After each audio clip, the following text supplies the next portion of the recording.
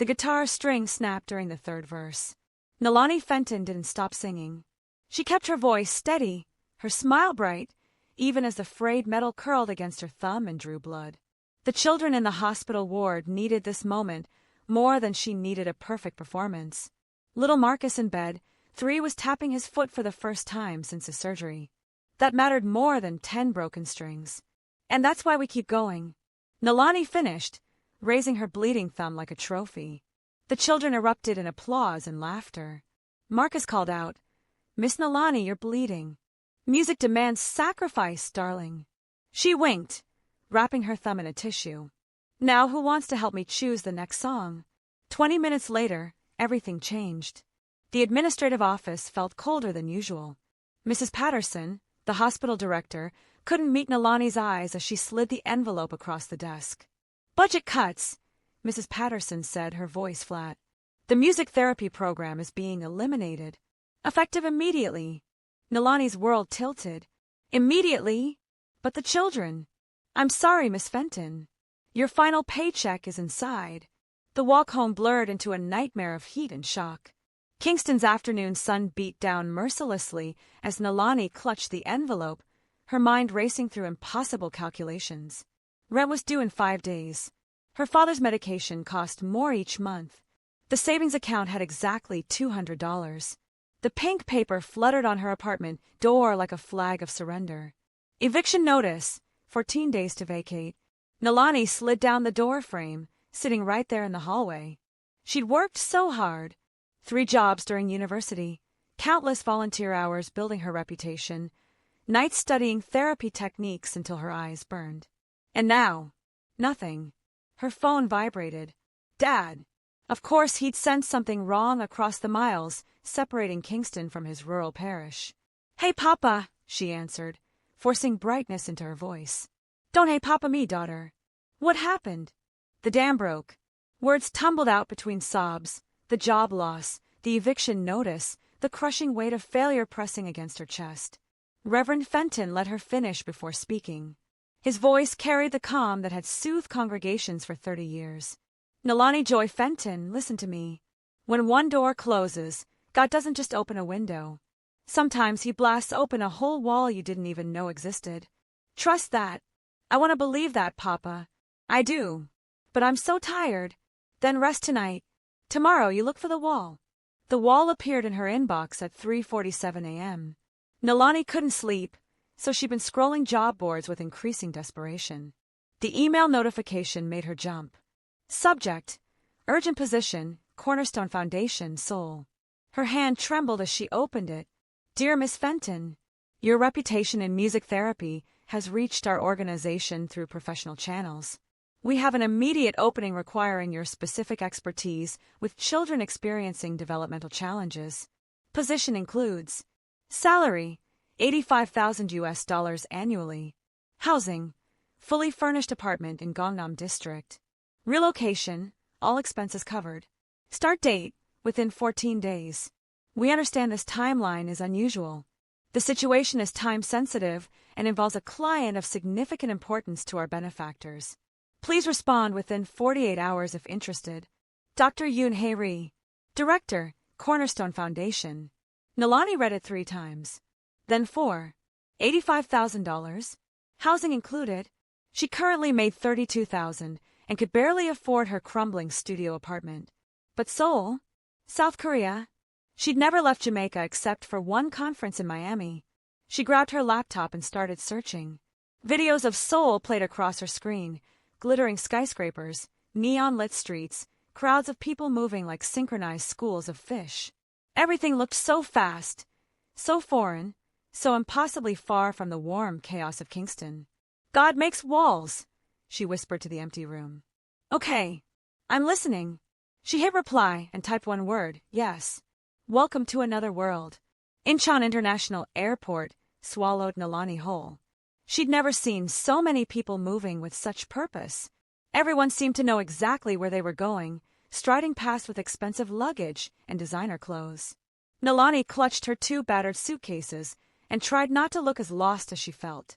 The signs were in Korean and English, but even the English felt foreign. Which exit? Where was the pickup point Dr. Yoon mentioned? Miss Fenton. A young woman in a crisp black suit held a tablet displaying Nalani's name. Her expression was professionally neutral, bordering on cold. Yes, that's me. Nalani's relief flooded out. Thank you so much for... This way, please. Dr. Yoon is waiting. The car was sleek and black, with windows tinted so dark Nalani could barely see outside. They drove through Seoul in silence, the city unfurling like a high-tech tapestry beyond the glass. Everything moved so fast. The traffic, the people, even the advertisements, cycling on massive screens, seemed to pulse with urgent energy. Nalani's stomach churned. What had she done? The Cornerstone Foundation building rose like a glass cathedral in the heart of Gangnam. Dr. Yoon Hae-ri waited in the lobby, her silver hair pulled into a severe bun. She was probably 60, with the kind of posture that suggested she'd never slouched in her entire life. Her handshake was brief and firm. Miss Fenton, welcome to Seoul. I trust your journey was acceptable. It was wonderful. Thank you so much for this opportunity, Dr. Yoon. I'm really excited to. We should discuss expectations immediately. Dr. Yoon's tone cut through Nalani's enthusiasm like scissors through ribbon. Follow me. The tour happened at a brisk pace. State-of-the-art music rooms with equipment Nalani had only seen in catalogs. Private therapy suites with one-way glass for observation. A meditation garden on the roof with a view that probably cost more than Nalani's entire apartment building back home. Our clientele represents Seoul's most prominent families, Dr. Yoon explained as they walked. Discretion is not optional, it is mandatory. Many of our clients value privacy above all else. You will sign a comprehensive non-disclosure agreement. Of course, Nalani agreed, though unease prickled at the base of her skull. Dr. Yoon stopped at a large window overlooking a therapy room where a young boy worked with blocks. You'll begin with 5 clients. All are children from elite backgrounds with various developmental needs. Your predecessor left suddenly, so these families are anxious for continuity. What happened to the previous therapist? Something flickered across Dr. Yoon's face. Was it fear? But her expression smoothed immediately. She found the position unsuitable for her temperament. I trust you will prove more resilient. That evening, Nalani collapsed in her new apartment. It was gorgeous. Hardwood floors, modern furniture, a kitchen with appliances that looked like they belonged on a spaceship. The view stretched across Seoul's glittering nightscape. But gorgeous didn't mean comfortable. Nalani unpacked her kalimba, the small thumb piano her father had given her for graduation. She played a few notes, letting the gentle melody fill the strange space. Music always helped her think. Her phone buzzed with a message from Dr. Yoon. Mandatory attendance at the benefactor gala tomorrow evening. Formal attire required. Car arrives at 6 p.m. A gala! Nalani said aloud to the empty apartment. I just got here. Another message. This is not optional. Donors must meet all staff members. Nalani sighed and pulled up shopping apps. She needed a dress. Fast. Want to know what happens at the gala that changes everything? Keep watching. And if you're enjoying this story so far, hit that subscribe button. Trust me, what comes next will shock you. The boutique assistant took one look at Nalani's budget and pursed her lips. For that price, perhaps something in our back section. The dress Nalani finally bought was simple, deep blue, fitted but not tight, with sleeves that would hide her nervous arm rubbing. It cost more than she'd ever spent on clothing in her life. She tried not to think about it. The night of the gala, Nalani stood in front of her bathroom mirror practicing smiles. Natural smile. Confident smile. Professional smile. They all looked terrified. You can do this, she told her reflection. You've met wealthy people before. Her reflection didn't look convinced. The car arrived precisely at 6. The venue made the Cornerstone Foundation building look modest. Crystal chandeliers the size of cars hung from vaulted ceilings. Women in gowns that probably cost more than Nalani's annual salary glided past. Men in perfectly tailored suits clustered in groups, speaking in low voices about investments and opportunities. Nalani felt like an imposter at a costume party where everyone else had received the theme announcement except her. Dr. Yoon materialized at her elbow. Circulate. Make conversation. Represent the foundation well. Then she disappeared into the crowd, leaving Nalani adrift. The next 30 minutes were torture. Polite conversations that went nowhere. Questions about her background that felt like subtle interrogations. "Oh, you're from Kingston? How exotic." Champagne she was too nervous to drink. Canapés she was too anxious to eat. Nalani retreated to a quieter corner near the floor-to-ceiling windows, catching her breath. That's when she heard it. A soft whimpering, almost lost beneath the gala's ambient music. The boy who couldn't touch. The sound pulled Nalani like a rope around her chest. She turned and saw him. A small boy, maybe 7 or 8, crouched in the corner behind a massive floral arrangement. His hands pressed hard against his ears, his eyes squeezed shut. The expensive fabric of his suit looked stiff and uncomfortable. He rocked back and forth, his whole body screaming distress. Nobody else noticed him. The gala continued its glittering dance while this child suffered in plain sight. Nalani's therapist instincts overrode her social anxiety. She studied the situation carefully. The boy's rocking had rhythm, a self-soothing mechanism. The hands over ears suggested auditory overwhelm. The isolated location meant he deliberately sought escape from the crowd. Autism spectrum, she thought immediately. Sensory processing difficulties. A woman in a stunning red gown approached the boy, her smile bright and false. "Sweetie, come out from there. Don't you want to see the ice sculptures?" The boy's rocking intensified. His whimper became a low keen. "Come on now, don't be difficult." The woman reached for his arm. "Don't." Nalani spoke before thinking. The woman jerked back, affronted. "Excuse me. Please don't touch him," Nalani said more gently, moving closer but keeping her distance from the boy. "He's overwhelmed. The touch will make it worse. And who are you to tell me how to handle? I'm a music therapist with Cornerstone Foundation." Nalani kept her voice calm and steady. "This child is experiencing sensory overload. The lights, the noise, the crowd, it's too much input for his nervous system to process. Forcing interaction will only escalate his distress." The woman's face flushed. "Well, I was only trying to help." She stalked away, muttering about rude foreigners. Nalani ignored her. She crouched down about 6 feet from the boy, careful not to enter his space. She didn't speak, didn't make demands. Instead, she began to hum, low and gentle, a melody her father used to sing when she was frightened as a child. The boy's rocking slowed slightly. Nalani continued humming, adding gentle rhythm. She pulled out her phone and lowered the screen brightness, pulling up a simple visual, a slowly pulsing circle that matched her melody's tempo. She placed the phone on the floor between them, still not looking directly at him. The boy's hands lowered fractionally from his ears. Progress. Nalani shifted her humming to a call and response pattern. Hum a phrase, leave space. Hum space. Hum space. Creating predictability, offering structure in the chaos. The boy opened his eyes. He didn't look at Nalani, that would be too much. But he looked at the phone screen with its gentle pulsing circle. His breathing slowed from panicked gasps to something more controlled. Nalani very slowly, very deliberately, extended her hand palm up on the floor between them. Not reaching toward him, just offering. An invitation without pressure. "You're safe," she whispered. "No one will make you do anything you don't want to do. I promise." The gala continued its noise around them. Music swelled. People laughed. Glasses clinked. But in this small corner, a different kind of communication was happening, one built on patience and understanding rather than words. The boy stared at her hand for what felt like an eternity. Then, so slowly it seemed to happen in frames rather than fluid motion, he reached out. His small fingers, trembling and uncertain, touched Nalani's palm. The contact lasted maybe 3 seconds before he pulled back. But it happened. Nalani felt tears prick her eyes. "That was very brave," she said softly. "Thank you for trusting me." The boy's expression shifted, still guarded, still overwhelmed, but with the tiniest spark of something that might have been relief. "There you are." The voice came from above them, deep and controlled. Nalani looked up and felt her breath catch.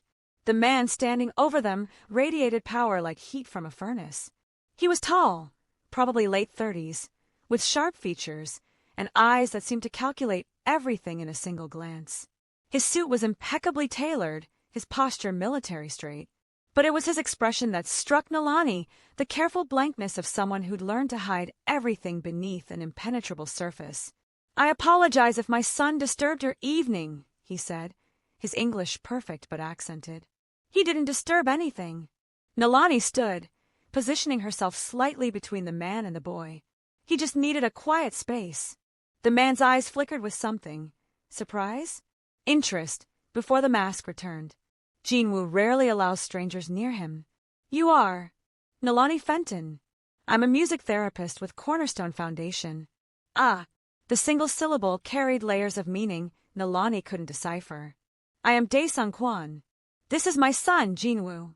He looked down at the boy with an expression that made Nalani's chest ache.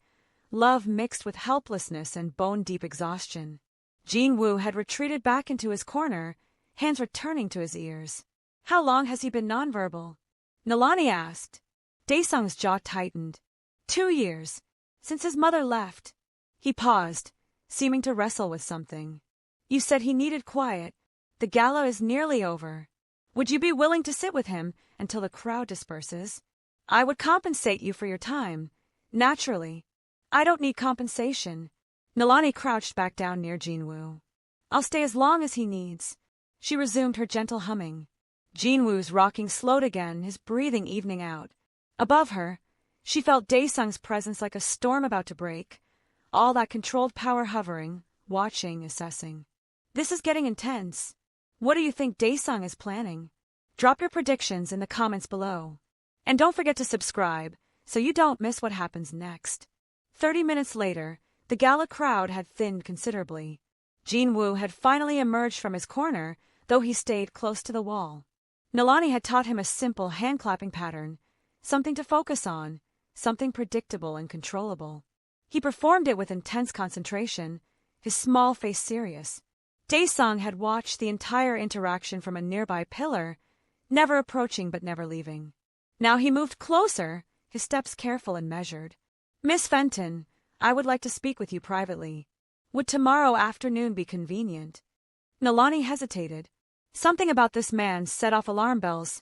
Not danger exactly, but a sense that getting involved with him meant stepping into waters far deeper than she understood. "About what?" "About my son, and about a position I would like to offer you." "I already have a position with Cornerstone." "I know. I am one of Cornerstone's primary benefactors." His smile didn't reach his eyes. "Dr. Yoon will grant you whatever schedule adjustments are necessary." That sent a chill down Nalani's spine. Just how much influence did this man have? "Mr. Kwon, I appreciate the interest, but I've only just arrived in Seoul. I need to focus on my current clients." Jinwoo has seen 17 specialists in the past 2 years. Daesung's voice remained calm, but something underneath it cracked, just a hairline fracture in his control. "Doctors from Switzerland, behavioral therapists from London, specialists from New York with credentials longer than my arm." He has recoiled from every single one. "Tonight, he touched you. Willingly. Do you understand how significant that is?" Nalani looked at Jinwoo, who was now tracing patterns on the marble floor with focused intensity. "I do. But one moment of connection doesn't mean. I am not asking you to cure him." Daesung stepped closer, and Nalani caught a hint of expensive cologne mixed with something else. Exhaustion, maybe, or desperation wearing the mask of authority. "I am asking you to help him find ways to exist in this world that don't cause him constant pain. I am asking you to teach me how to be the father he needs instead of the father I keep failing to be." The honesty of that statement hit Nalani like a wave. This powerful man, who clearly commanded respect and probably fear, was admitting defeat, admitting need. "One evaluation session," she heard herself say. "No promises beyond that." Relief flickered across Daesung's face before the mask returned. "Thank you. My driver will pick you tomorrow at 2 o'clock. Please provide your address to my assistant." He handed her a business card, heavy stock, embossed lettering. Just the name and a phone number. No title, no company. "Mr. Kwon, what exactly do you do?" His smile was sharp as broken glass. "I solve problems, Miss Fenton. Complicated ones." He walked away before she could respond, Jinwoo following silently at his heels like a small shadow. Into the fortress! Nalani called her father at midnight Seoul time, which meant it was a civilized hour in Jamaica. "Papa, I think I'm in over my head." She told him everything. The gala, Jinwoo, the strange and powerful Daesung Kwan who seemed to command the entire foundation with a single word. Reverend Fenton listened without interrupting, which meant he was thinking hard. This man Daesung. What does your gut tell you about him? Nalani considered. That he's dangerous, but also that he loves his son desperately. Those things exist in the same person, and I don't know what to do with that. Love and danger often share space, daughter. The question is whether the love is greater than the danger, or whether the danger will consume the love. That's not helpful, Papa. He chuckled. You asked for wisdom, not comfort. Here's comfort. Trust your training.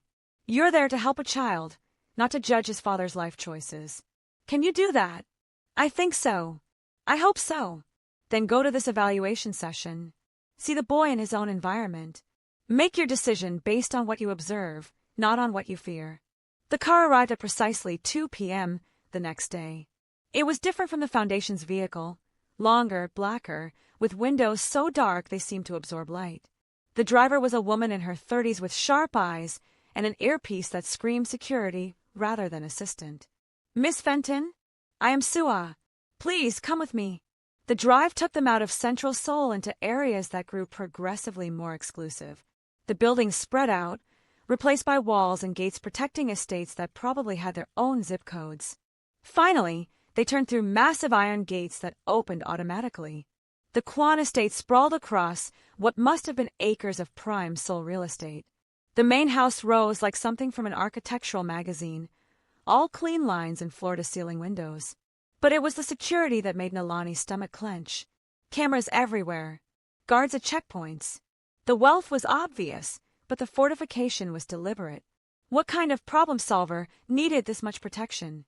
Sua led her through the main entrance into a foyer that could have held Nalani's entire Kingston apartment. The decor was minimalist and expensive, the kind of space that screamed money, so loudly it didn't need to show off. Mr. Kwan is finishing a call. He asks that you wait in the music room. The music room stole Nalani's breath. A grand piano dominated the space, not decorative, but clearly used, its bench worn smooth. The walls were lined with instruments from around the world. A cello in its stand, a traditional Korean gaegeum, several guitars, sound equipment that probably cost more than Nalani's entire education. But what caught her attention was the photograph on the piano. A younger Daesung stood beside a beautiful woman holding a baby. They looked happy, genuinely, unguardedly happy. The woman's smile was radiant. Daesung's expression was open in a way that seemed impossible compared to the controlled man she'd met. That was taken 7 years ago. Nalani spun. Daesung stood in the doorway, his expression unreadable as he looked at the photograph. Jinwoo's mother. Yes. Min-ji. He moved into the room but didn't approach the piano. She left 3 years ago. She said living with me was dangerous, that raising Jinwoo was too difficult, that she couldn't be the person this life required her to be. I'm sorry. Don't be. She was right. Daesung's voice was flat, factual. This is not a life for everyone. Jinwoo is not a child for everyone. I cannot fault her for her honesty. But you can fault her for leaving, Nalani thought, seeing the carefully controlled pain beneath his words. Where is Jinwoo? In his room. He knows you are coming. Whether he chooses to engage is his decision. I will not force him. Daesung finally looked directly at her. That is my first rule for you, should you choose to work with him. No forced interaction. No demands for performance. No pressure to be anything other than who he is. Those are my rules, too, Nalani said quietly. Something shifted in Daesung's expression, relief, maybe, or recognition. Then perhaps this will work. Come. I will show you his space. What's waiting in Jinwoo's room. And what secrets is this fortress hiding? Keep watching to find out. If you're hooked on this story, smash that like button and subscribe. Things are about to get real. Jinwoo's room was a contradiction. Enormous space, but completely empty of personality. The walls were bare white. The furniture was expensive but generic. A bed, a desk, shelves with organizational bins labeled in Korean. No posters. No toys scattered around. No mess. It looked like a hospital room, trying to pretend it was a bedroom. Jin-woo sat at his desk, building an intricate structure from wooden blocks. He didn't look up when they entered, but his body tensed, shoulders rising, movements becoming more deliberate. Jin-woo, Daesung said softly in Korean, then switched to English for Nalani's benefit. Miss Nalani is here. She brought something to show you. Nalani had indeed brought something, her kalimba, carefully wrapped in soft cloth. She moved slowly into the room, giving Jin-woo space, and sat on the floor about 8 feet from his desk. I'm not going to ask you to do anything, she said, her voice gentle. I'm just going to sit here and play a little music. You can keep building. You can ignore me. Whatever feels right for you. She unwrapped the kalimba and began to play, simple melodies at first, testing the room's acoustics, letting Jin-woo adjust to the new input. The thumb piano's gentle tones filled the space without overwhelming it. Jin-woo's block placement slowed. He was listening. Nalani shifted to a call and response pattern. Play a phrase, leave silence. Play silence. Play silence. Creating space for Jin-woo to participate if he chose, but requiring nothing. Behind her, Daesung remained motionless in the doorway. 3 minutes passed. 5. 7. Then, so quietly Nalani almost missed it, Jin-woo tapped one block against his desk. Once. Twice. Matching her rhythm. Nalani's heart soared, but she kept her expression neutral. She repeated her phrase.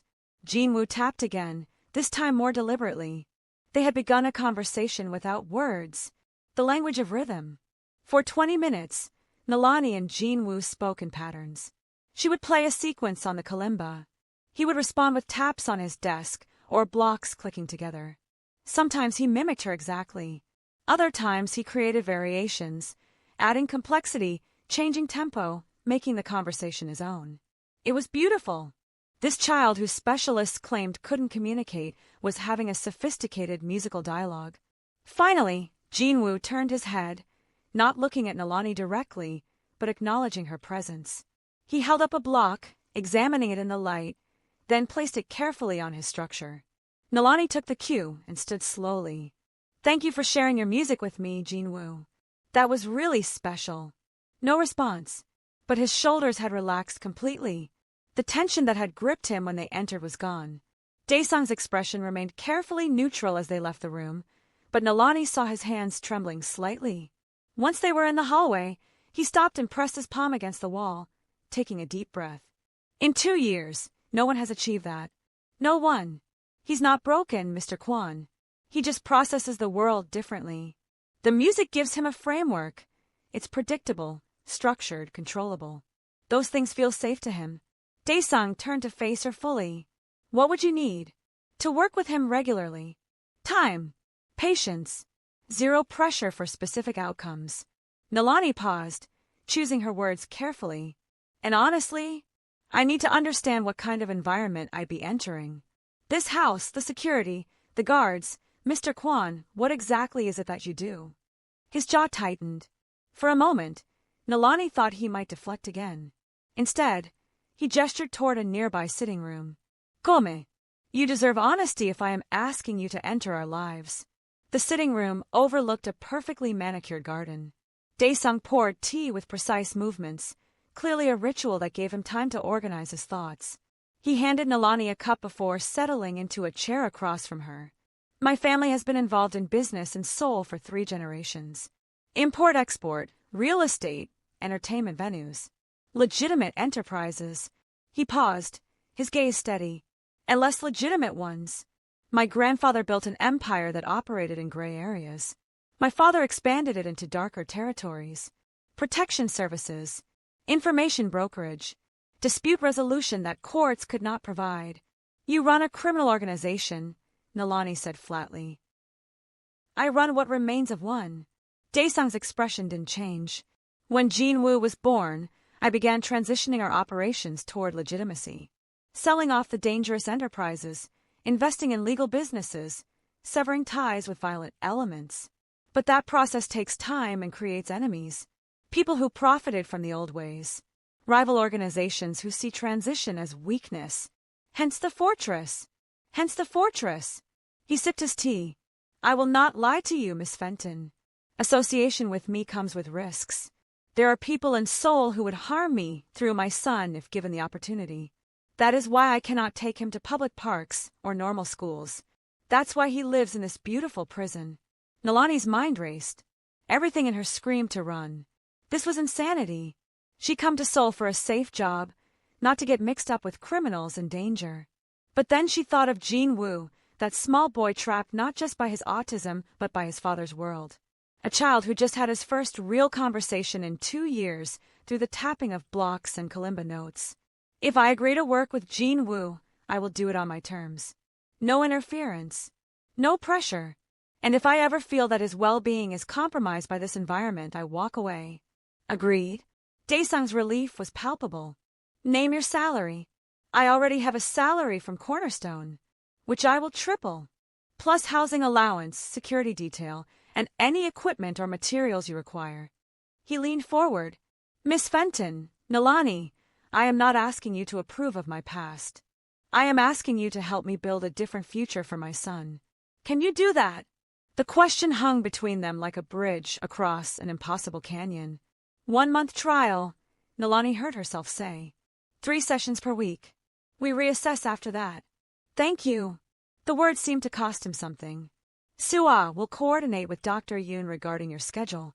As if summoned, Sua appeared in the doorway. Mr. Kwon, the call from Busan is holding. Daesung stood, his professional mask sliding back into place. Duty calls. Sua will drive you back to your apartment. We will see you Thursday at 2 o'clock. Thursday, Nalani confirmed, her head spinning. What had she just agreed to? 3 weeks of transformation. Thursday, week 1. Jin-woo refused to leave his room. Nalani sat in the hallway outside his door and played kalimba for 45 minutes. No conversation, no interaction, just music and patience. At the end of the session, a piece of paper slid under the door. Jin-woo had drawn a picture, stick figures, one with long curly hair holding something that might have been the kalimba. Progress. Tuesday, week 1. Jin-woo allowed Nalani into his room but wouldn't look at her. She brought rhythm instruments, simple shakers, hand drums, a small xylophone. She played patterns and left the instruments within his reach. 30 minutes into the session, Jin-woo picked up a shaker. He didn't play with her, but he held it, feeling the weight, testing the sound. That's a good instrument, Nalani said softly. It sounds like rain, doesn't it? Jin-woo shook it twice, then set it down carefully. Thursday, week 2. Breakthrough. Jin-woo initiated contact. He brought Nalani one of his block structures, an intricate tower with perfect symmetry. He placed it in front of her, then tapped out a rhythm on the blocks. Nalani matched his rhythm on the kalimba. Jin-woo's face lit up. Not quite a smile, but something close. Something alive. They spent the entire session building rhythm conversations into his block play. Top posa, pling pling pause, call and response woven into construction and creation. When Daesung watched the session footage later that night, he wept. Tuesday, week 2. Nalani brought picture cards, simple images representing emotions and needs. She introduced them slowly, using the same musical cues to help Jin-woo understand what each card meant. When you want water, you can show me this card, she demonstrated, playing a specific 3-note sequence on the kalimba while holding up the water card. Jin-woo studied the cards with intense focus. He didn't use them during that session, but he didn't reject them either. Friday, week 3. The security breach happened during session time. Nalani and Jin-woo were working with a simple keyboard, teaching him to press keys that matched colored cards when alarms started blaring. Jin-woo immediately covered his ears and dropped to the floor, his whole body going rigid with panic. Sua burst into the room. Miss Fenton, we need to move to the safe room. Now. I can't leave him like this. Nalani crouched beside Jin-woo, resuming her calming hum despite her own terror. What's happening? Someone breached the perimeter. It may be nothing, but protocol requires. Then help me get him somewhere safe. Nalani kept humming, keeping her body language calm. Jin-woo, we're going to go to a different room now. I'll stay with you the whole time. I promise. Jin-woo's eyes found hers. Full eye contact for the first time ever. The trust in that look made Nalani's chest ache. "I've got you," she whispered. Somehow, Jinwoo let her take his hand. Suwa led them through hidden corridors Nalani hadn't known existed. The safe room was deep in the house's interior, reinforced walls, no windows, supplies stocked like a bunker. Daesung was already there, on his phone barking orders in rapid Korean. When he saw Jinwoo holding Nalani's hand, he froze mid-sentence. Jinwoo hadn't held anyone's hand in 2 years, not since his mother left. And here he was, fingers wrapped around this foreign woman's hand, trusting her to keep him safe while his world erupted in chaos. False alarm, Suwa reported 15 minutes later. A drunk university student climbed the wrong wall. Security detained him. No threat, but the damage was done. Jinwoo had witnessed the machinery of his father's dangerous world. The gun Suwa carried, the fear in the household staff's eyes, the brutal efficiency of the response. After everyone else left, Nalani turned on Daesung. "This is what I was afraid of. He's 8 years old. He doesn't need armed lockdowns and safe rooms. He needs to be normal. Normal does not exist for him." Daesung's control finally cracked. "Do you think I want this? I am trying to build something different, but until that work is complete, this fortress is the only thing keeping him alive. Then finish the work faster. Or let me take him somewhere he can just be a kid. And if someone takes him, uses him as leverage." Daesung's voice dropped to something dangerous. "I have enemies, Nalani. Real ones. People who would not hesitate to hurt a child to hurt me. This is not paranoia, this is reality."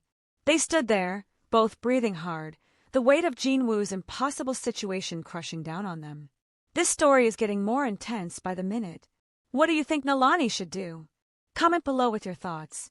And make sure you're subscribed, because what happens next will absolutely shock you. Jinwoo solved the argument for them. He walked over to the keyboard Nalani had brought, the one that had been abandoned when the alarm started. He pressed 3 keys, the exact 3-note sequence Nalani had taught him for the water card. But he wasn't holding the water card. He was holding the card she'd introduced just that morning, the one with 2 stick figures standing close together. The together card. Nalani felt tears prick her eyes. "You want us to stay together?" Jinwoo pressed the keys again. 3 notes. Crystal clear communication. Daesung looked at his son with an expression that made Nalani's anger dissolve. This man was terrified, not of his enemies, but of failing the one person who mattered most to him. "I don't know how to do this," Daesung admitted quietly. "I know how to run organizations, how to make deals, how to eliminate threats. But I don't know how to be what he needs." Nalani took a breath. "Then learn. That's what you hired me for, isn't it? Not just to teach Jinwoo, but to teach you how to reach him. Can you do that?" "I can try." She looked at Jinwoo, who was now playing the 3 notes over and over, finding comfort in the repetition. "But no more secrets. If there's a threat, I need to know. If we're in danger, I need to know. I can't help him if I'm operating blind." "Agreed." Daesung extended his hand.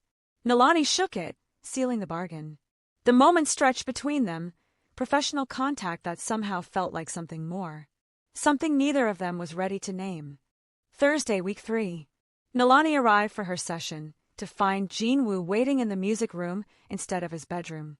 He sat at the grand piano, his small hands resting on the keys but not pressing them.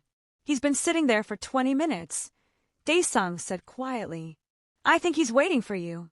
Nalani approached slowly. "Hi, Jinwoo. Would you like to play something together?" Jinwoo looked at the piano, then at her, then back at the piano. He pressed 1 key. Middle C. Nalani sat beside him, not too close, respecting his space. She pressed the C an octave higher. "That's a good note." Jinwoo pressed C again. Nalani answered. They went back and forth, establishing their familiar call and response pattern. Then Jinwoo did something extraordinary. He played 3 notes in sequence, C, E, G. A basic C major chord broken up. Nalani played the same chord solid. "Beautiful." Jinwoo played it again, then looked at her expectantly. "You want me to teach you more?" Nalani guessed. He reached for the picture cards he'd started carrying everywhere. He held up the yes card and played his 3-note sequence. For the next hour, Nalani taught Jinwoo basic piano patterns.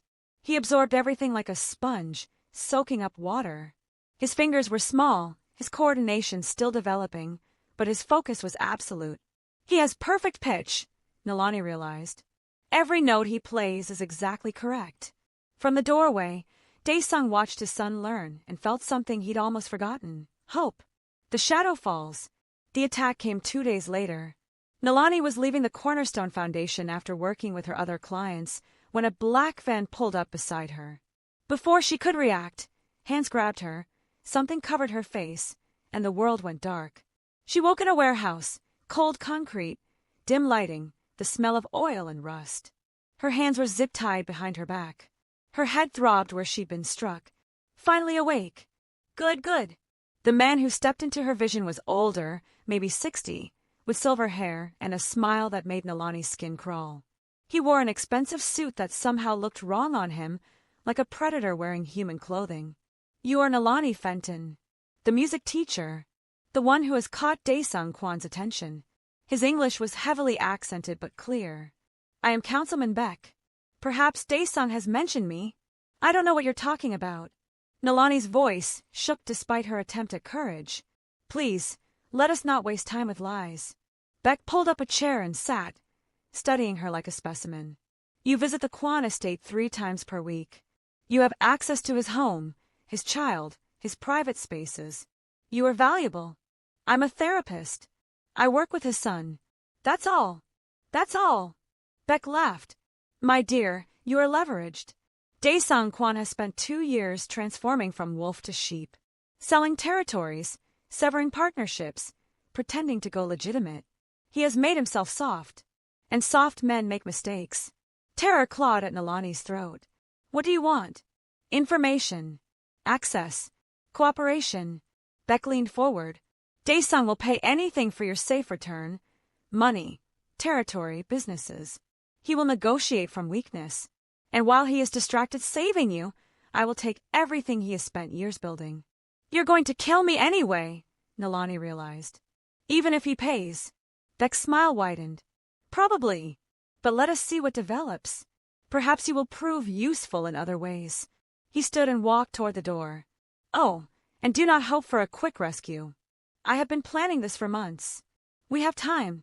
The door slammed shut, leaving Nalani alone in the dark. She tested the zip ties. Too tight, cutting into her wrists. The room had no windows, just a single door. No phone, no way to call for help. She was completely cut off. Don't panic, she told herself. Think. What would Papa say? Prayer and action work best together, daughter. Nalani closed her eyes and prayed. Not for rescue, but for courage. For wisdom. For Jinwoo to understand if she never came back. For Daesung to be smart instead of reckless. Then she started looking for anything she could use as a tool. Oh my God, this is insane. Is Nalani going to survive? What will Daesung do? Drop your predictions below. And if your heart is racing like mine, hit that subscribe button. We're just getting started. Meanwhile, at the Kwan estate, hell was breaking loose. Sua burst into Daesung's office, where he was reviewing reports with Jinwoo coloring quietly in the corner. Sir, Miss Fenton never returned to her apartment. Her phone is off. Cornerstone Foundation says she left 2 hours ago. The temperature in the room dropped 10 degrees. Daesung's expression transformed into something terrifying, all the controlled power crystallizing into focused rage. Activate all networks. Every contact. Every camera. Every informant. Find her. Sir, we've already received this. Sua handed him her phone. The video showed Nalani bound to a chair, fear evident in her eyes. Behind her, Councilman Beck's voice. Hello, old friend. I believe I have something you want. Let us discuss terms. Jinwoo looked up from his coloring at his father's, sharp intake of breath. The boy's expression shifted. Something was wrong. He could feel the change in the room's energy. He walked over to Daesung and held up his picture cards. The sad card, then the card with 2 stick figures, the together card. Then he held up a drawing he'd made. Stick figure Nalani with her kalimba. Where Lani? Jinwoo asked. The room went completely silent. Those were the first words Jinwoo had spoken in 2 years. 2 simple words, imperfectly pronounced but crystal clear. Daesung dropped to his knees in front of his son, hands shaking. What did you say? Where Lani? Jinwoo repeated, his small face creased with worry. Where? I don't know yet, but I'm going to find her. Daesung pulled Jinwoo into a careful hug, the first embrace his son had allowed since Minji left. I promise you I will bring her home. Jinwoo clung to him. Lonnie's safe. I'll make sure she's safe. Daesung stood, Jinwoo still in his arms, and his expression transformed into something absolutely lethal. Suah, call the council. Every favor we're owed, every alliance we've maintained, every weapon in our arsenal. Councilman Beck has made his final mistake. Sir, if we mobilize like that, the transition to legitimacy is irrelevant if the people I love are not here to see it. Daesung's voice cut like a blade. Beck wants the old Daesung. The architect? Fine. He can have him. One last time. The hunt had begun. The architect returns. Hour 1. The mobilization. Suah had worked for Daesung Kwan for 8 years. She'd seen him negotiate billion-dollar deals without blinking. She'd watched him dismantle rival organizations with surgical precision. She'd witnessed him transform from ruthless crime lord to calculated businessman. But she'd never seen him like this. The war room in the estate's basement hummed with activity. Screens displayed security footage from across Seoul. Phones rang constantly.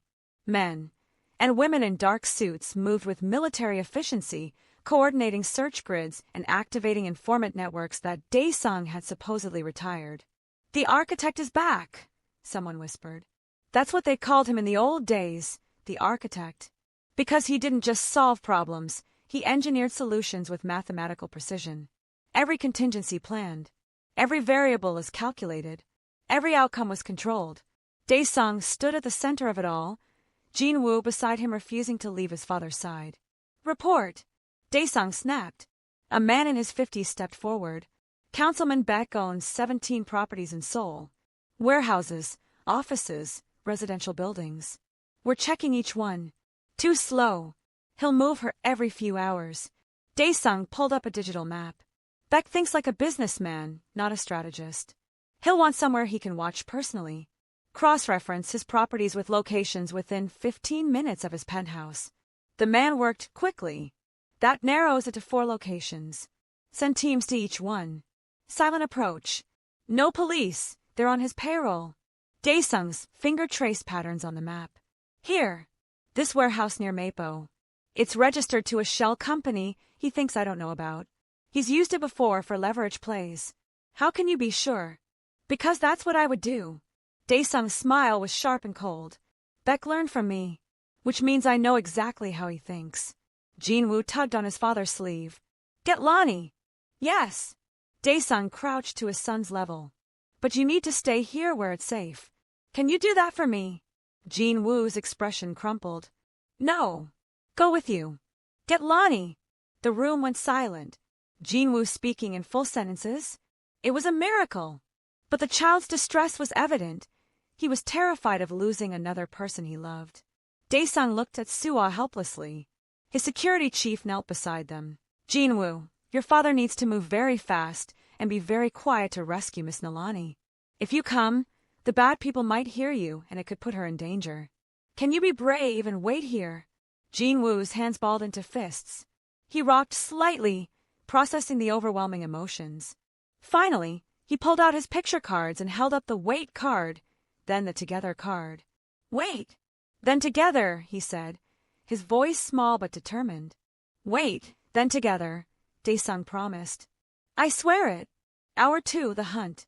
The Maple warehouse sat in an industrial district that smelled like chemicals and desperation. Daesung's team approached from 4 directions, shadows moving through shadows, professional and silent. Through thermal imaging, they confirmed 8 guards outside, maybe 4 inside, and 1 signature in a room at the back that didn't move much.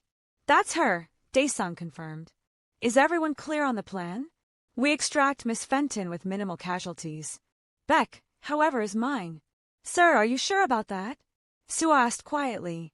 You've worked so hard to leave us behind. Some doors, once opened, cannot be closed halfway. Daesung checked his weapon, muscle memory from years he tried to forget. Beck took someone under my protection. That requires an answer he'll understand. The signal was a single hand gesture. Then chaos erupted with controlled precision. Daesung's team moved like ghosts. Suppressed weapons. Coordinated strikes. Guards dropped before they could raise alarms. This wasn't a gang fight. This was a military-level tactical operation executed with brutal efficiency. Daesung moved through it all like death itself, heading straight for that back room. Hour 3, the rescue. Nalani had almost given up when she heard gunfire. It wasn't close, but it was real. Muffled pops that could only mean violence. Her heart hammered against her ribs. Was someone shooting at the kidnappers? Or were the kidnappers killing someone else?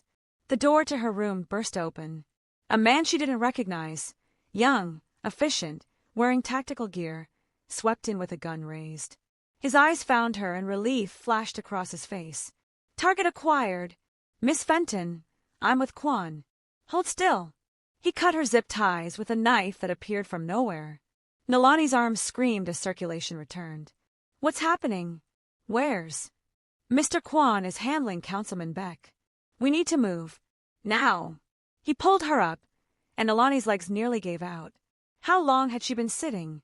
She stumbled, and the man caught her. Can you run? I can try. They moved through corridors filled with unconscious or dead guards. Nalani tried not to look too closely. The professional efficiency was terrifying. This was Daesung's world. This was what he'd been protecting Jinwoo from. They burst out into the warehouse main floor, and Nalani saw him. Daesung stood in the center of the space, perfectly calm, while Councilman Beck knelt before him with 2 guards pointing weapons at his head. Sua stood nearby, her expression unreadable. Nalani!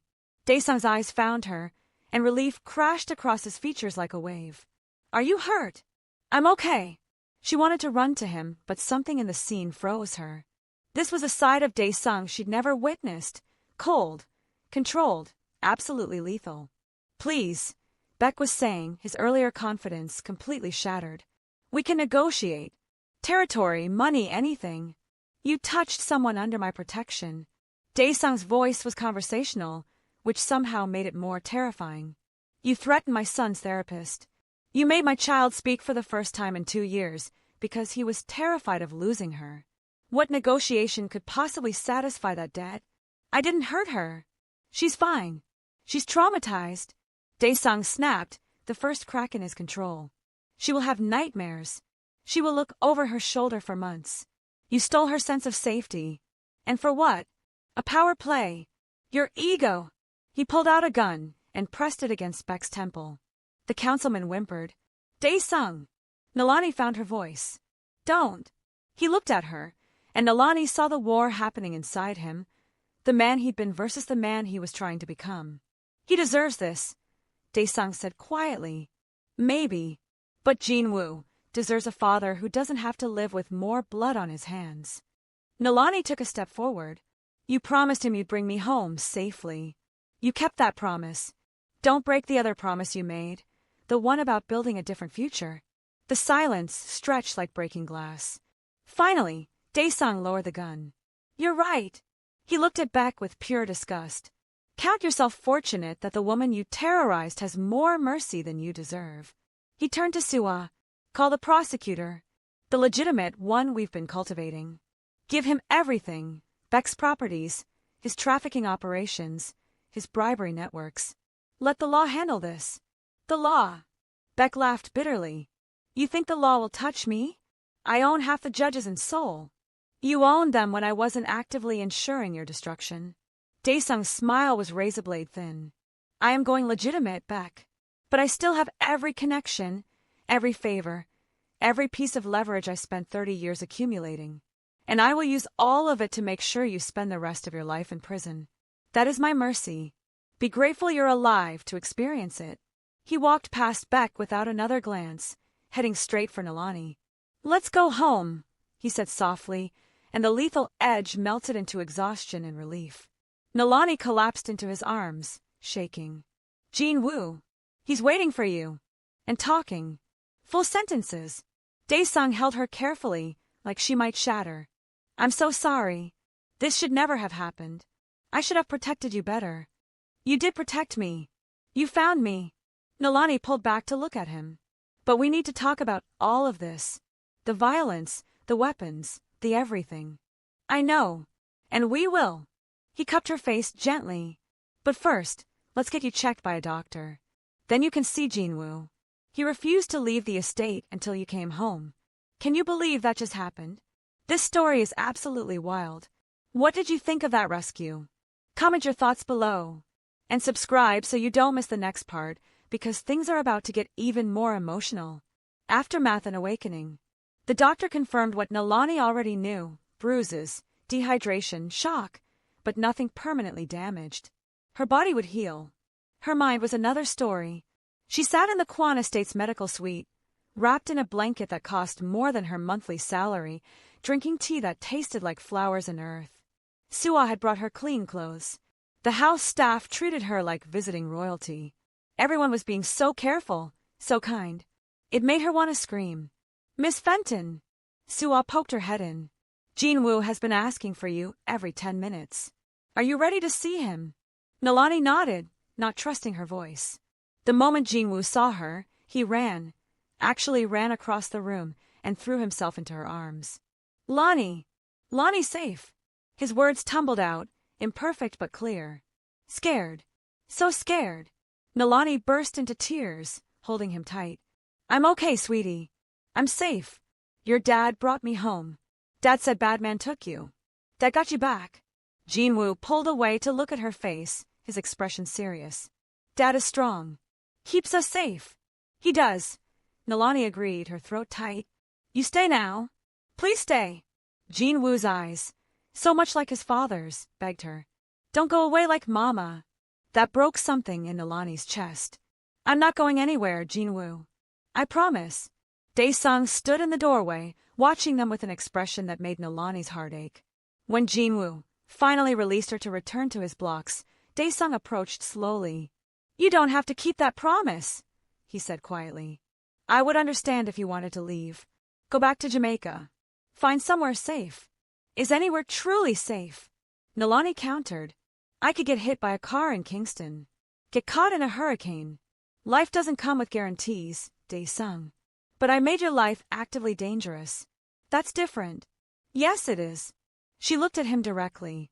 So let me be clear about what I need. Complete honesty about threats. No more secrets about your business.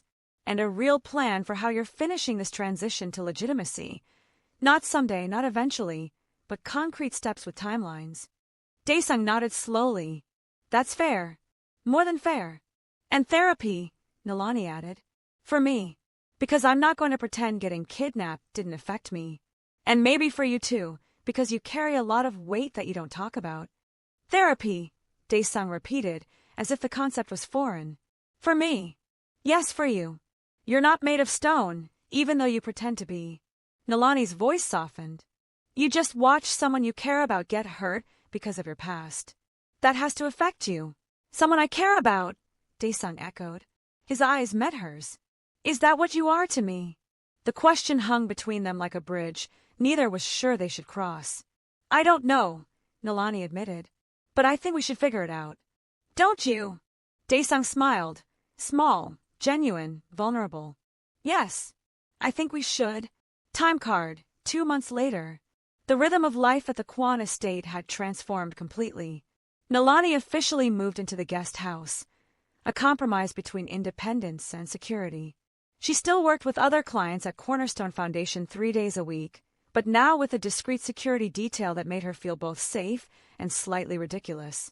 Jinwoo's progress accelerated like a flower finally getting sunlight. He spoke in full sentences now, though he still preferred using his picture cards when overwhelmed. He'd started wearing headphones to filter auditory input instead of covering his ears. He played piano for an hour every day, his small fingers gaining confidence and skill. And he laughed. The first time Nalani heard it, she cried. The sound was pure joy, a child discovering that the world could be fun instead of just overwhelming. But the biggest change was in Daesung. He'd hired a therapist, Dr. Chun, who specialized in family trauma and high-stress professions. At first, Daesung approached it like a business meeting, but gradually he'd started actually processing the weight he carried. The violence he'd witnessed and participated in. The impossible position of being both protector and threat to his own son. And slowly, carefully, he and Nalani had been building something neither quite had words for yet. It started with late-night conversations in the music room. Nalani couldn't sleep sometimes. Nightmares from the kidnapping, her mind replaying the warehouse darkness. She'd wander the estate, and inevitably find Dae-sung at the piano, playing melancholic pieces that spoke the emotions he struggled to voice. One night, she sat beside him. "Teach me." His eyebrows rose. "You play kalimba beautifully, but piano is different. So teach me." "I taught your son." Fair trade. That first lesson had been awkward, their hands bumping, both too aware of the other's proximity. But the music created a language that bypassed their defenses. They could say things through melodies that words made too vulnerable. 3 weeks after the kidnapping, Dae-sung kissed her. It happened in the music room, late at night, after Jin-woo was asleep. They'd been playing a duet, Nalani on kalimba, Dae-sung on piano, when he'd stopped mid-phrase and just looked at her. "What?" Nalani had asked, suddenly self-conscious. "You're remarkable," he'd said simply.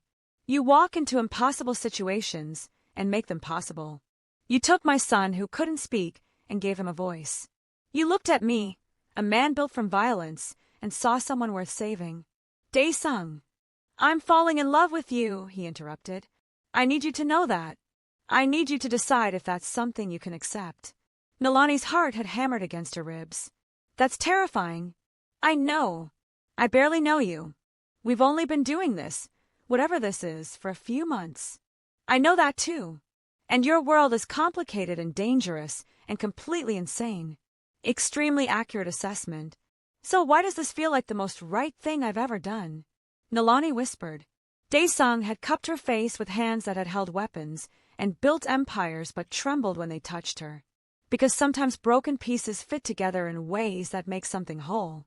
The kiss had been gentle, questioning, full of promise and fear in equal measure. When they pulled apart, Nalani pressed her forehead against his. "If we do this, really do this, I need you to promise me something. Anything. Keep becoming the person Jin-woo needs you to be. Not the architect. Not the crime lord. Just Dae-sung. The man who plays piano at midnight and cries when his son laughs. That's who I'm falling for. That's who I'm trying to become." His voice cracked slightly. "Help me get there. Always. Oh my goodness. This romance is killing me in the best way. Are you Team Nalani and Dae-sung? Let me know in the comments. And make sure you're subscribed because we're about to jump forward in time and things get amazing." Time card 1 year later. The ceremony was small and perfect. Just Dr. Yoon, Soo-ah, a few trusted staff members, and Jin-woo standing between his father and Nalani as they exchanged vows in the estate's garden. The officiant was a judge Dae-sung had helped install through legitimate political contributions, one of his many projects transforming power into something constructive. Nalani wore a simple cream dress that her father had sent from Jamaica with his blessing and prayers. Dae-sung wore a dark suit that made him look like every romantic hero from every movie, except this was real and terrifying and wonderful. Jin-woo, at 9 years old, took his ring-bearer duties very seriously. He'd practiced walking slowly, holding the pillow steady, not getting distracted. When it was time, he performed flawlessly, then stood beside them with a smile so bright it could have powered the city. "I now pronounce you husband and wife," the judge said with genuine warmth. Dae-sung kissed Nalani like she was oxygen and he'd been drowning. When they pulled apart, Jin-woo tugged on both her hands. "Family now?" he asked. "Real family." "Real family," Nalani confirmed, kneeling to hug him. "Forever family." 6 months into the marriage, Nalani discovered she was pregnant. She told Dae-sung in the music room, their space, their sanctuary. He'd been playing piano, and she'd simply placed the positive pregnancy test on the keys mid-song. His hands froze. "Is that?" "Yes." He turned to her with an expression of such overwhelming joy and terror that Nalani had laughed despite her own nerves. "Say something. I'm going to be a father again." "You're already a father." "I know, but—" He stood, pulling her close. "Jin-woo came into a world I wasn't ready for. This child will come into a world I've built for them. A safe world. A good world. A world with parents who love them," Nalani added. "That's what matters most." Jin-woo's reaction to the pregnancy news had been cautious curiosity. Nalani, and Daesung sat him down with picture cards and simple explanations. A baby. Jimu processed this. Like small person. Very small at first, Nalani confirmed. They'll grow in my belly, then be born. And you'll be a big brother. Jinwoo's eyes widened. What does big brother do? Protects them. Teaches them. Shows them how the world works. Daesung smiled. Like how you help the new children at your school when they're scared. Jinwoo nodded seriously. This was a responsibility he could understand. New life, new beginnings. The pregnancy transformed the estate in unexpected ways. Daesung became obsessively protective, tracking doctor appointments, researching baby equipment with the same intensity he'd once applied to business strategies, personally testing every piece of nursery furniture for safety. It would have been annoying if it wasn't so endearing. Jinwoo developed his own protective routine.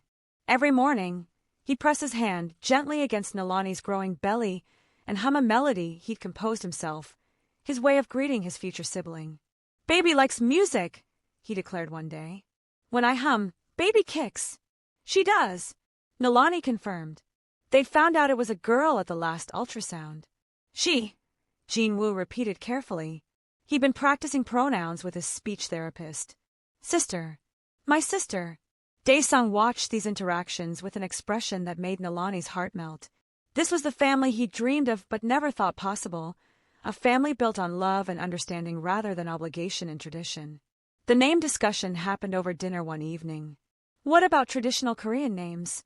Daesung suggested. To honor the family heritage. And what about Jamaican names? Nalani countered with a smile. To honor mine. Jinwoo looked between them, fascinated by the negotiation.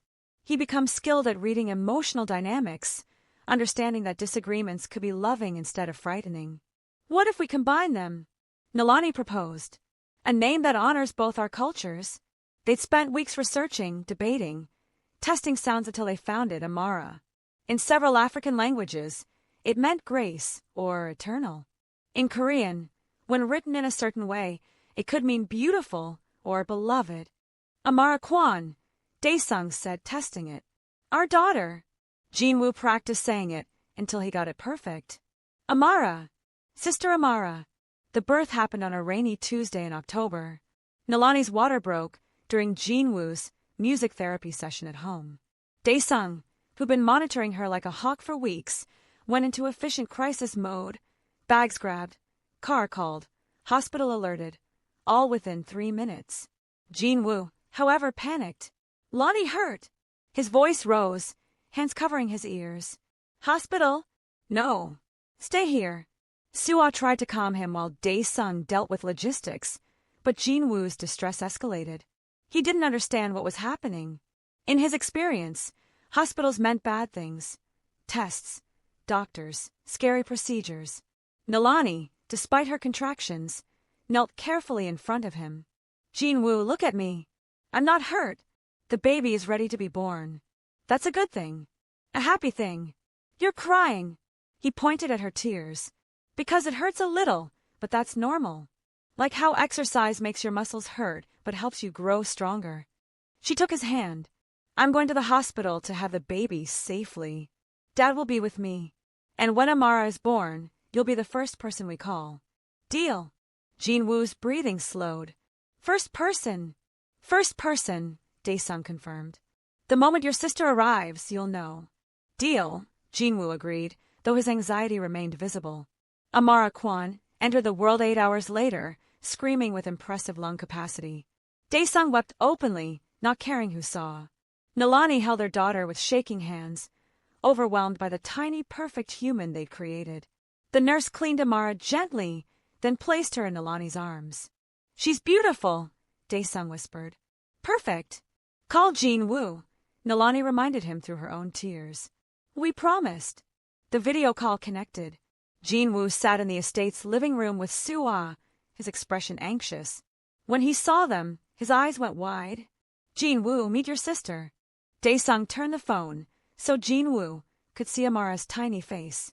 Amara, this is your big brother. Jinwoo stared at the screen with wonder. So small. She'll grow. Just like you did. Nalani smiled. Can you hum your song for her? Jin-woo began the melody he'd composed, gentle, loving, full of the music therapy principles Nalani had taught him. Through the phone, Amara's crying softened. Her tiny face turned toward the sound. She hears me. Jin-woo's expression lit up. Sister hears me. She knows your voice already, Nalani said. You've been singing to her for months. That moment, Jin-woo's voice carrying across distance to soothe his baby sister, was when Dae-sung knew they'd succeeded in building something miraculous. Time card, 3 years later. The estate felt alive now in ways it never had before. Amara, at 3 years old, was a whirlwind of energy and curiosity. She'd inherited her mother's musical talent and her father's intense focus. She sang constantly, made up songs about toys, food, the birds in the garden, everything. Jin-woo, now 12, had become a remarkably patient big brother. He taught Amara simple piano melodies, helped her with blocks when she got frustrated, and used his picture cards to help her understand emotions when she had tantrums. Amara feeling angry, he'd say calmly when she threw toys. This card shows angry. Want to try calm card instead? It worked more often than it didn't. And then there was Mateo, surprise baby number 2, born 18 months after Amara.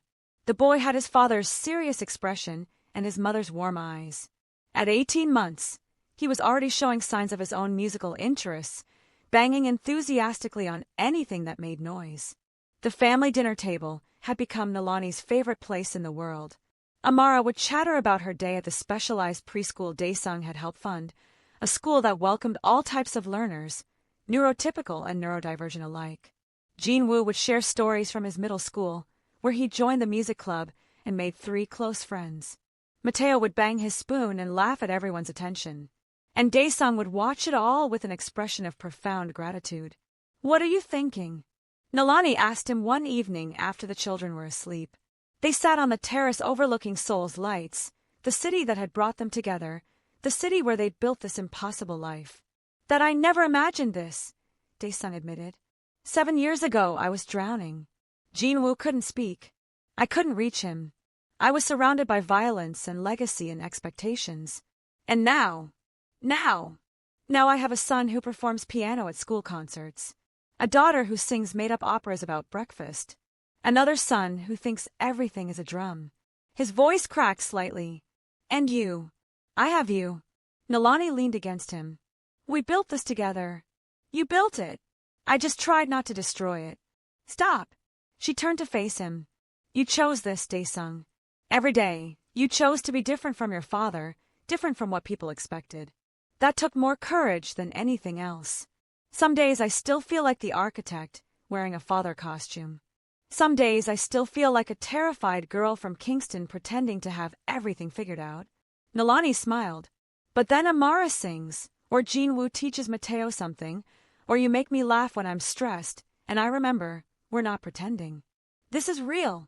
Dae-sung kissed her slowly, sweetly, full of 7 years of choosing each other repeatedly. I love you, he said. Thank you for extending your hand in that garden. For trusting me when you had no reason to. For staying when I gave you every reason to leave. I love you too. Thank you for being brave enough to change. For loving Jin-woo enough to find help. For building a life where all our children can thrive. We're almost at the end. Can you believe how far this family has come? Drop a heart emoji in the comments if this story has touched you. And if you haven't subscribed yet, what are you waiting for? Time card, 7 years after the gala. The Cornerstone Foundation Anniversary Gala looked remarkably similar to the one 7 years ago. Same crystal chandeliers. Same elegant crowd. Same expensive champagne flowing like water. But everything else had transformed. Dr. Yoon Hae-ri, now semi-retired, greeted Nalani with actual warmth. Look at you. The foundation director suits you. Nalani had taken over daily operations 3 years ago, expanding the music therapy program into something revolutionary.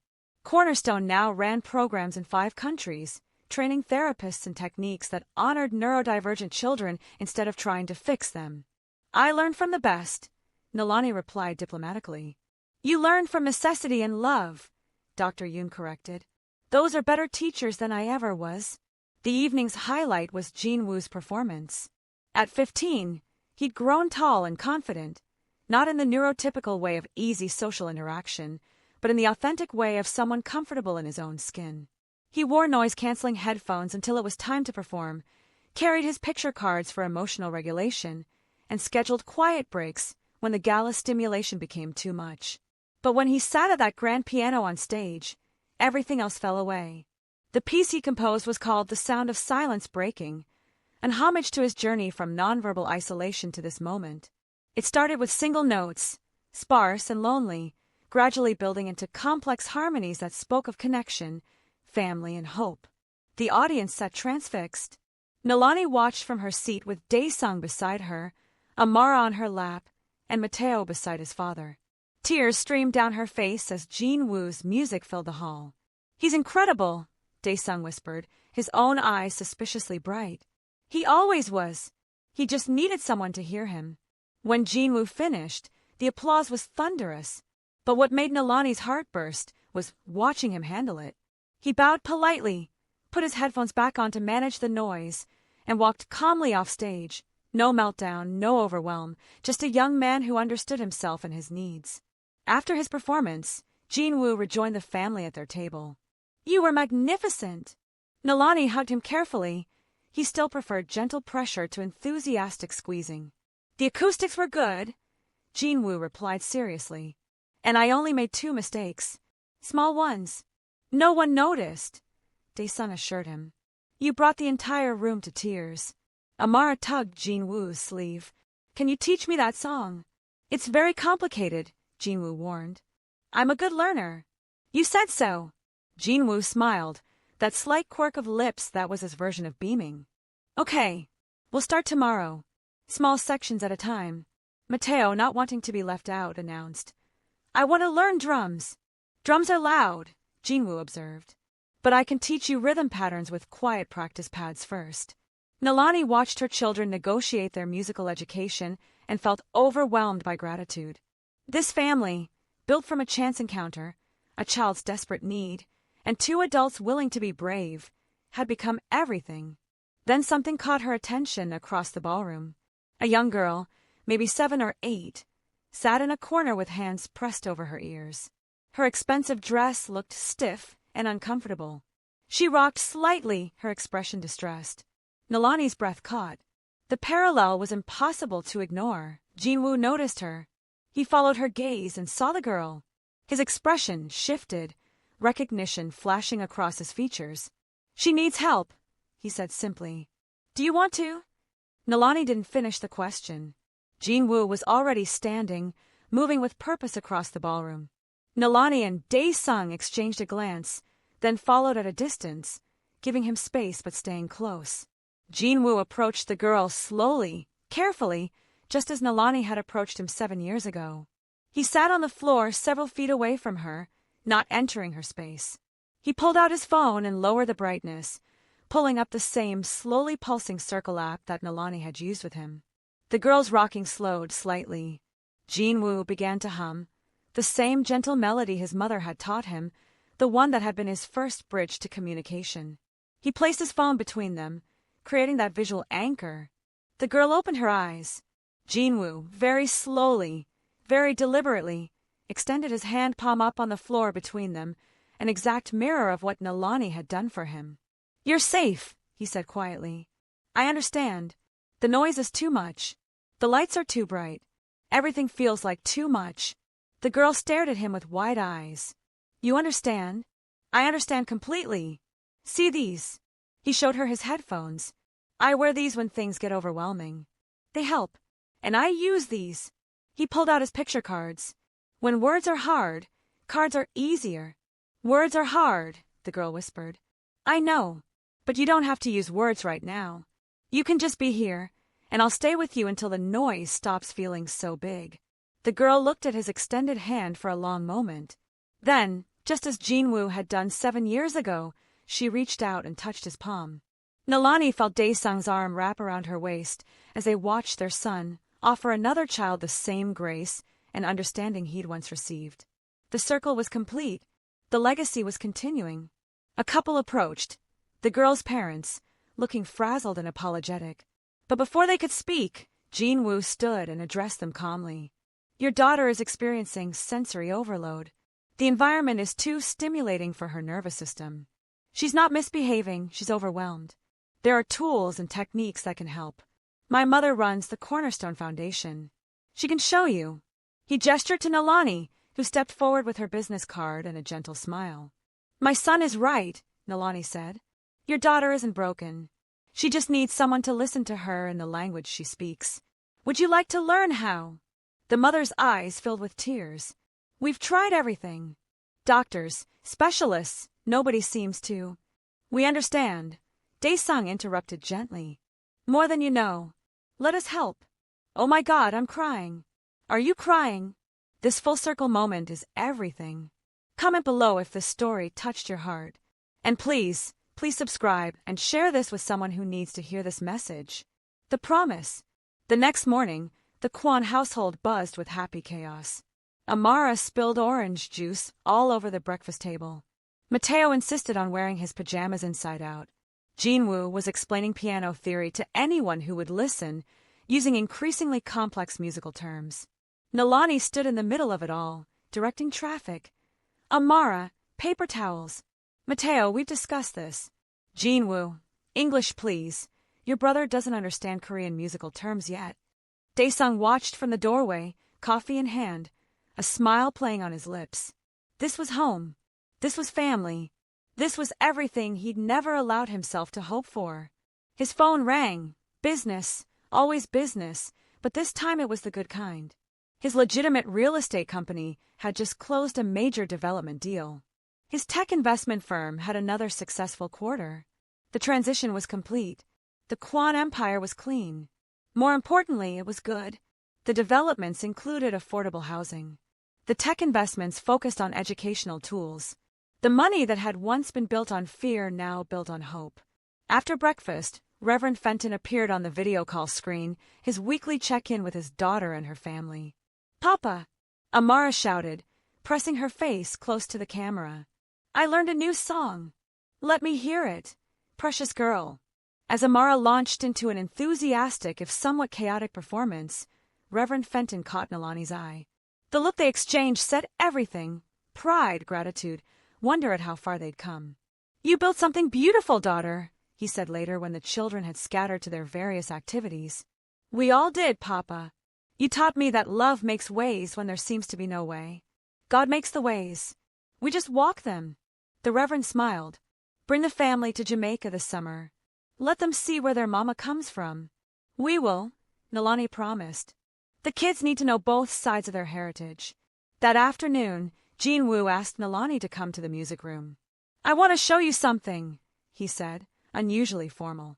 He sat at the piano and began to play, not his competition piece, not something technical, but a simple, beautiful melody that sounded familiar and new at once. Nalani listened, her heart recognizing something before her mind caught up. Jinwoo, is that? The song you hummed to me 7 years ago, at the gala when I was scared. His fingers continued moving across the keys. I remembered it. I wanted to give it back to you. Bigger. Better. Complete. The melody expanded, grew, blossomed into something magnificent. A child's first connection transformed into a symphony of gratitude. When he finished, silence filled the room like a blessing. Thank you, Jinwoo said quietly, for seeing me when no one else could, for teaching me that difference isn't broken, for staying. Nalani couldn't speak. She just opened her arms, and Jinwoo walked into them, a hug he initiated, something that would have been impossible 7 years ago. You taught me just as much, Nalani finally managed. You taught me that the most important conversations don't always use words. That patience is power. That love can speak any language if you listen carefully enough.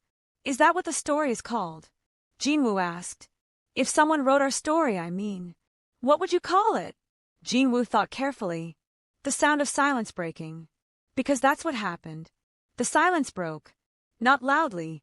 Not violently. But definitely. Forever. 7 years forward.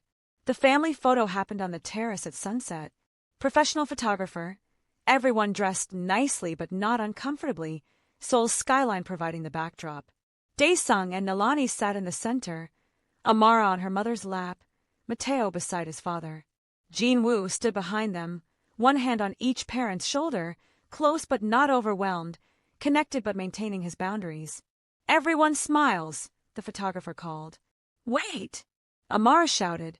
"We need to do our thing." The thing was a tradition the family had developed. Everyone hummed their special note simultaneously. Jean Wu's B-flat, Amara's D, Mateo's enthusiastic if slightly off-pitch G, Nilani's F, and Daesung's surprisingly good E. Together, they created a C major chord, imperfect, slightly chaotic, but harmonious. The camera flashed just as they hummed, capturing that moment of complete and imperfect unity. Later that night, Nilani looked at the developed photo and felt her eyes burn with happy tears. There they were, 5 people who shouldn't have worked together but did. A Jamaican music therapist and a reformed crime lord. Their autistic son who'd learned to speak through music. Their spirited daughter who sang opera about everything. Their baby boy who thought the world was a drum. A family built from silence, patience, and the courage to extend a hand into darkness. Daesung wrapped his arms around her from behind, resting his chin on her shoulder. "What are you thinking? That 7 years ago, I extended my hand to a little boy who couldn't speak. And he took it. And somehow, miraculously, that one gesture built all of this." She gestured to the photo, to the house, to their life. "How is that possible?" "Because you believed," Daesung said simply. "You believed he was worth reaching for. You believed I was worth changing for. You believed this family was worth fighting for. Belief is powerful. So is love." "So is love," he agreed. From down the hall, they heard Jean Wu's piano, practicing late as usual. The melody was complex but beautiful, full of confidence that came from years of being truly heard. Amara's voice joined in, singing made-up lyrics about stars and dreams. Mateo added percussion by banging on something he definitely shouldn't be banging on. "I should stop him," Daesung said without moving. "Probably," Nilani agreed, also not moving. They stood there, listening to their children make their joyful noise, and knew with absolute certainty they built something impossible. They built a home where silence could break gently into music, where difference was celebrated, where love spoke every language fluently. They built a masterpiece from broken pieces, and it was perfect. The end. Thank you so much for staying until the end of this incredible journey. If this story touched your heart, please like this video, subscribe to the channel, and share this with someone who needs to hear this message about love, acceptance, and the power of patience. Drop a comment telling me your favorite moment from the story. What moved you most? Jean Wu's first words, the rescue, the family dinner scenes. I want to hear from you. And hey, if you love stories like this, stories about broken people finding wholeness, about families built from courage, about love that refuses to give up, then stick around. We've got so many more incredible stories coming your way. Until next time, remember, sometimes the most important conversations don't use words at all. Sometimes, all we need to do is extend our hand and wait with patience and love. You never know what miracles might follow. Peace, love, and music to you all. See you in the next story.